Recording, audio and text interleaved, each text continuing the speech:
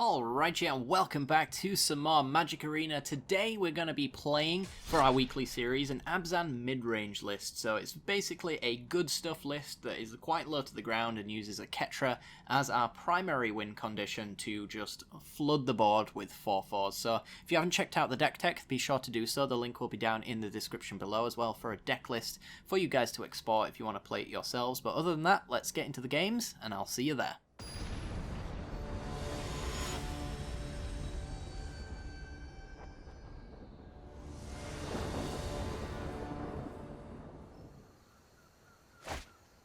Looks like we're on the draw. We do have a turn 2 Knight of Malice, and that's pretty much it, though. Decent mana base, and I'm sure we can just draw some decent creatures along the way. I'm going to take it. As hands go, it's not terrible. We don't even know what we're up against either, so if we're given time to get to a Ketra, then we're golden. Alright. Simic deck. This could be a few different things, honestly.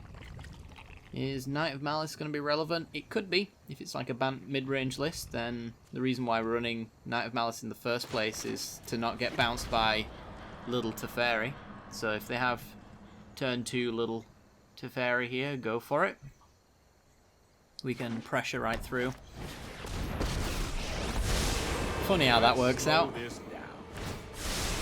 I am not making this up as I go. Oh. This thing can just straight up minus. I didn't actually know that. I thought it needed it to target. At the very least. But yeah, it's up to 1. That's interesting. Alright, let's just do Woodland Cemetery Knight of Malice. And start trying to swing through this Llanowar Elves to get to the Teferi. It should be at 3 by the time we get our damage in. Unless they present more blockers. Which I suppose is fine. Yeah, I really like Knight of Malice at the moment, because it's always a 3/2 if it's going up against the card that I'm running it for. Because I really, really hate my creatures being bounced in the early game, and Teferi Time Raveler can't touch this card, so it's really nice for that. Okay, well, yeah, we basically just threaten Teferi. And get some chumps out of our opponent. They lose some creatures along the way. Could offer up a growth chamber here. I think I'm fine with that. And yeah, just do like Temple Garden. I don't think it really matters. As long as it's a white source, I'm pretty sure it's fine, whatever. Okay. Oh, I've done the hero thing before. So now we have growth chamber activation plus Knight of Malice. So we have 2 threats that can get at Teferi here. Interesting. I still really want to go with the growth chamber plan though. So let's go with the double attack. Our opponent can activate the incubation druid, which is a consideration.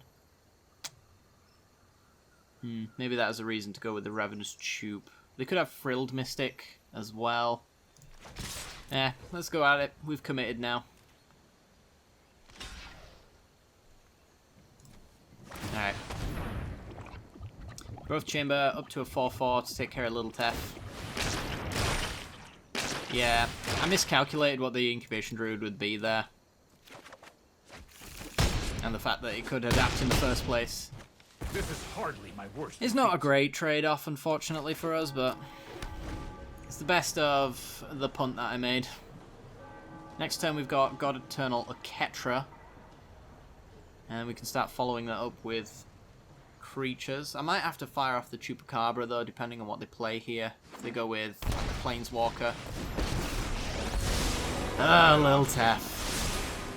Don't worry, I got this. Well, I'm going to try and kill Chup. Kill with Chup. Do they have the Frilled Mystic? Yes, they do.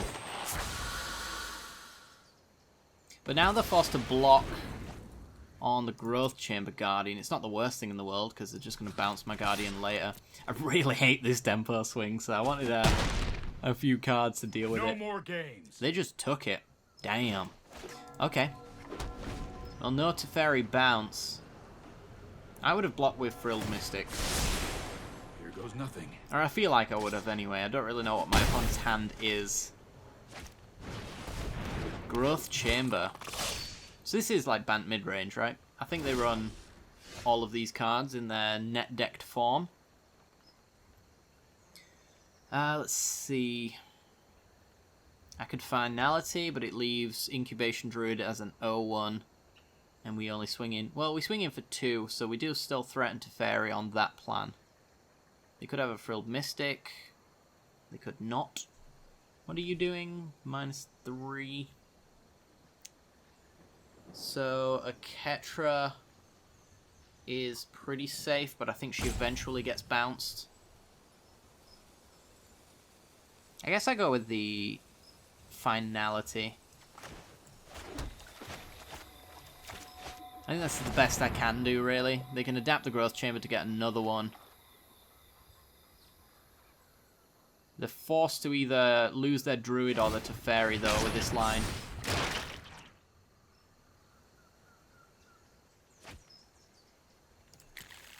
Okay, take action. Put counters on you. We even get ourselves another Growth Chamber Guardian as well, since it doesn't actually matter if you adapt, just that you have put counters on it, which is a nice little combo. Teferi down. Alright. The most annoying card in the standard format is dead twice over. Have you got a third one? This is the only reason you'd let it die, I imagine. We now have a 6/6, which is pretty sweet, though, for as long as that sticks around on the board. Vivian. Alright. Would you like to see what's left of Skull? Interesting. So give it Vigilance so that it can attack for 3. Not too bad. I think we're going to go a Ketra here, because we can actually follow up with a Growth Chamber Guardian and make a 4/4, so we get some value out of it. Our opponent doesn't have Frilled Mystic open, so it's really bad for them. And yeah, let's get a 4/4 before they can interact with it. I think that should mean that we win. This should be too much value for them, I would imagine. I'm not sure if actually going after the Vivian here is necessarily the best plan. Okay, they're letting us choose. They've already got enough mana, but a 3/5 is very annoying. Do I want them to have extra mana? I don't think I do. Yeah, let's kill the Incubation Druid. Oh, yeah. They have the adapt. I have double punted on remembering what Incubation Druid does. I don't think it really matters. I think I still wanted the same trade, but it's annoying, and I should have spotted that. But yeah, the 4/4s on their side don't look particularly good with an Aketra on my side generating me 4/4s on every creature I generate. We've still got a single Growth Chamber Guardian in our deck as well, so we can adapt one of these Guardians to go play the other. So if we don't draw a creature, we can go tutor one up. We can do green for 2, plus another 3, plus the 2 to play the 4th Guardian. Blade of grass. Alright, so the minus. So this needs to hit a creature in order to actually be useful. So this card could be very well dead, but it could be useful, so we have to assume that it's useful. Growth Chamber Guardian and Incubation Druid. They can do all this while flashing, but they're choosing not to. Fair. Alright, well, I'm going to go Midnight Reaper, make a 4/4. Then I think I'm going to go with the... Oh, we're missing out on the green. I think maybe I could have tapped better than the auto tapper could have. No surprises there. But yes, I think I could have. So I would have had more 4/4s. Well, do I make more 4/4s now, or do I tutor out my last one and have a 4/4 to attack? I think 4/4 to attack seems right. Yeah, I could have played a land and had a green. I think it attacked all of my cemeteries and overgrown tombs, annoyingly.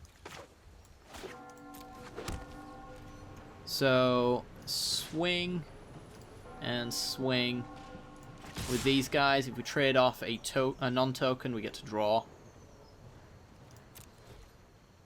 I think I'm just going to pressure my opponent now. I don't think Vivian on her own is particularly great against us and our board state. So we could see a trade and maybe a chump.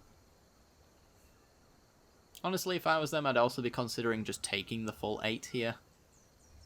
Saving my creatures for later when they need to start chump blocking bigger and better things. And they want to make sure that they kill the zombie warrior. I'm going to call it the Eternal, because it kind of is an Eternal. But yes, they want to be trading off this one, because this only triggers off of non-tokens. So killing the growth chamber would be bad. Mysteries of life are endless. Okay, we can block that quite nicely. Short of a pump spell. Which creatures that can pump I don't think exist in Abzan Midrange.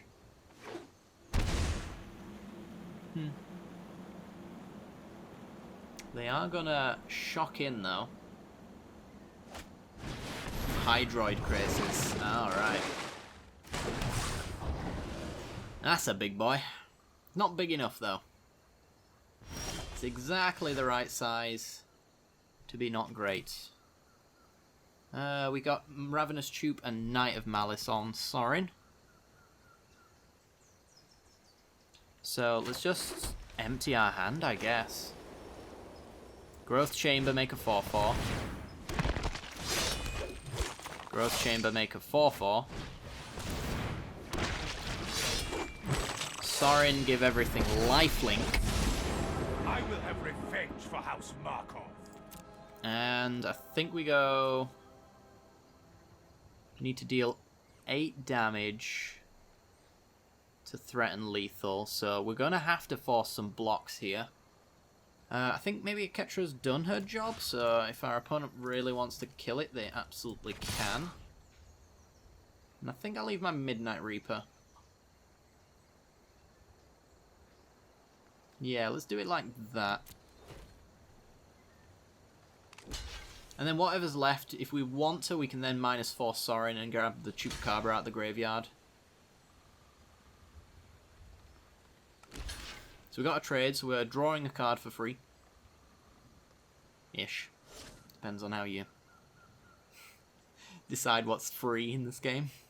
But yeah, we take 1 life at 1 damage, but we also gain it because Midnight Reaper has lifelink. So it's a fun little combo there. And we're up to 29. We drew a land, which isn't great. And because our opponent only has a 2/2 left, I'm just going to ping them in the face. Vampirism is a useful trait. Yeah, it's a -2. If it was a -3, I might have considered hitting Vivian there just so that... Ooh, Deputy Detention. It's not quite enough, but it's nice. Getting rid of our Eternals. Let me show you what was lost. We've got a 3-turn clock on them as well, got to remember with Sorin. So, I mean, even if we don't draw creatures, we've got 2 4/4s, a God Eternal, and a Midnight Reaper. Any trades on our creatures end up benefiting us anyway, and yeah, our opponent's had enough. So this is Abzan Midrange, so I'm expecting to see little Tefs more.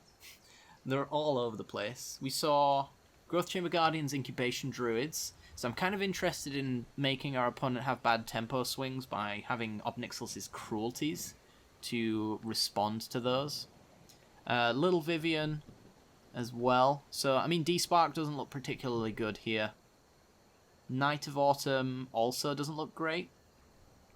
It's basically just a 4/3 for 3, which is fine in game 1 when it doesn't get any value, but in games 2 and 3 you really want to have it be useful for more than one decision there. Because I don't think making a 4/3 for 3 is really the best thing in the world. So I might actually just end up cutting those for this matchup. Lyra seems reasonable. If they've got Big Viv, she'll just get shot out of the sky, but I'm going to bring in the Obnixilus's Cruelties. I could see Carnage Tyrants being quite good as well against the bounce. Bounce is very annoying, but I think most of our deck is pretty much set up to beat this one. Blue brings counter magic as well. So maybe Duress. But it looks very creature focused, so I'm not sure if we just want to play through the counter spells. I imagine Dovin's Veto is the big one. And we don't really have too many non-creatures in our deck that we have to worry about that constantly. I might run it like this. Let's see how this goes. If we get any new information from them, then obviously we're on a sideboard a little bit different for Game 3. Also being on the draw can be a factor as well that we gotta consider. Well, Knight of Malice versus Teferi is a thing. Oh god. This looks like our first hand for Game 1, but worse. I mean, the odds of drawing lands are a lot lower, right? I can't take this. It's going to be so much worse if I hit the mulligan button, though. Ah! It's not bad, actually. Okay. Yeah, I can take this. Fourth land. I think I'll bottom. We'll try to just naturally draw them as we go. Liliana, not too bad. So we got the Paradise Druid for a turn 4 Aketra, if we can manage it. That's not bad. Okay, so Sun Petal Grove and play Paradise Druid. Yeah, if I can get to turn 4 Aketra into turn 5 Liliana, that's going to be sick.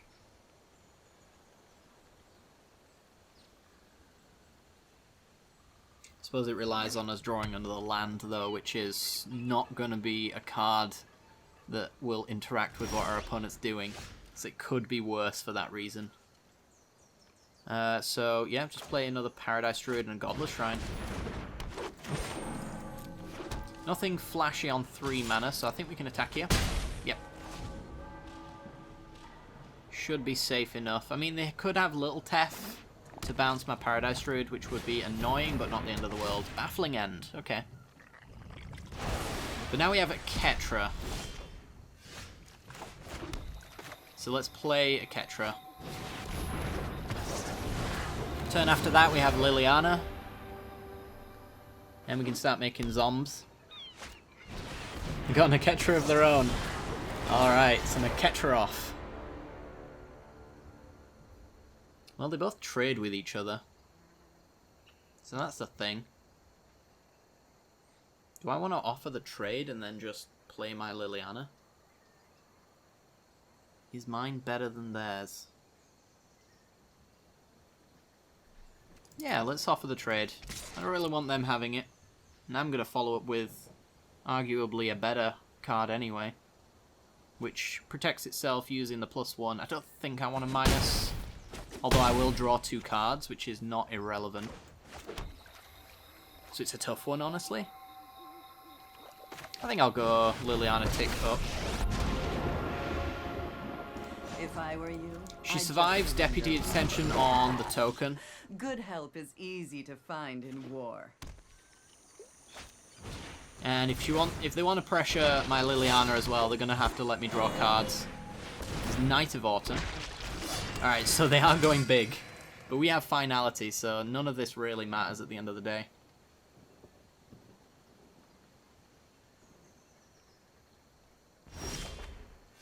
Ooh, Storev after we wipe the board is lovely. Okay, so I think I want to finality, reset. I mean, I could get a Liliana minus to kill the Aketra as well, follow up with Storev. We're going to keep Aketra around though, she's going to have more counters, so I mean she wins the war against Aketra in the long game. This could be Dovin's Veto. Let's see. 2, 4, 5, 6. Because Paradise Druid's dying anyway. Let's just use her to tap here. So draw 2 cards. Death. Waste not, Another want not. Aketra. Okay.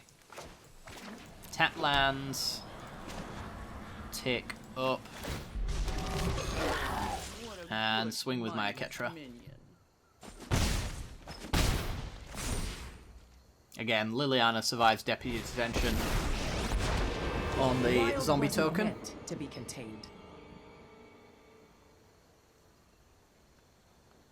So Vivian with the tick you up ever to lost give a a home? Ketra Vigilance. We're going to block because we get to draw cards. Liliana is stupid and I love her. Boom. She's not actually seeing as much play as I thought she would. Find use for you later. I thought she would just be all over the place, and oh my god, we got the combo. Alright, this is just getting worse and worse for our opponents. So we have a Ketra out, who is able to generate us wonderful, wonderful tokens. We'll lead off with Sorin first, I think, which resolves very quickly, giving a Ketra the wonderful, wonderful lifelink, and gaining us a lot of life. Let's see. Nothing there right now, so I'm just going to tick up. I'm going to hit your face. And then get 10 lifelink going. For a drink. Loses the Raketra. We gain 10, which enables the Resplendent Angel, which gets us a 4/4 Eternal, we could call it, with flying. There it is. Combo established. Then we ultimate Liliana, leave them with one land, one Planeswalker. Game's over. They have to deal with Liliana right now. It looks like they can't do it. Alright. Liliana ult. I've never done it before. Here we go. Opponent gets to pick a permanent of each type, so they get to keep one land, one creature, one Planeswalker, and one enchantment. The land alone is enough. Boom. Yeah, because we already have like the threat that's much bigger than theirs. We're generating 4/4s in the air, 4/4s on the ground with the creatures that we play, and it's just a ruffle stomp all around. Oh my god, I didn't get gems. Profane Possession, a card that rotates soon enough. Great. Awesome. Well, that's going to do it for today's episode, guys. I really hope you enjoyed this particular matchup. That was an absolute wonderful showing, I think, for this deck, and exactly what we want to be doing. You know, the Knight of Malice to beat the little Tef there. Some misplays, I would say, towards the beginning of the game, but they didn't end up punishing us, and a bit of an Aketra off to be gone towards the end. A lot of the combos were showcased here as well, so I'm really happy with this particular game, and I hope you guys are too. If you are, make sure to hit that like button and subscribe as well for some more Magic content in the future, and make sure to hit that little bell icon as well, so that'll give you notifications when I release videos in the future. I hope you guys have enjoyed, and I'll see you all next time. Bye bye.